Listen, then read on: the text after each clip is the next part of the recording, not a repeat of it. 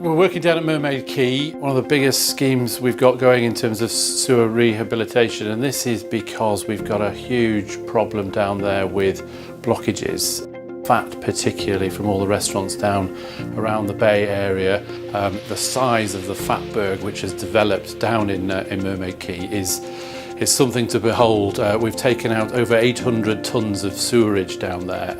500 tonnes of that we think is fat alone. And that has caused us to have to clean the sewer on a regular basis. All that cleaning of the brick egg sewer that's down there has now caused part of it to collapse, and we're having to renew the sewer, put in new materials which are much more resistant to high pressure washing so that we can provide the service to those businesses.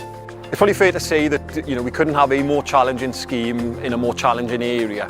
We're working on an old Victorian sewer and the work generates noise and some odour as well. And this is right in the heart of a very busy, popular area of Cardiff. One of the key things that we've done is to employ a community liaison officer, and they basically are going around proactively visiting the businesses, engaging with the local residents so that they're fully aware of what is happening at any given time.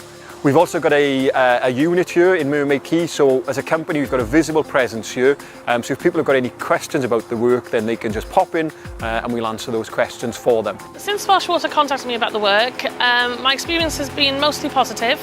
It's been great having somebody on site and popping in daily to come and check that we're not being affected too badly. I understand that the build-up of the fat and the grease and things that shouldn't be flushed down the toilets has caused this issue, and it's really important that it gets fixed now just so we don't have any more issues. I think this is a good example of where businesses don't always realise the impact that they can have by inappropriately flushing away fat, soils and grease. We're working very closely now with all the businesses in Mermaid Quay to educate them and to make sure that they're installing the right level of fat, soils and grease separation so that we can prevent this from happening in the future.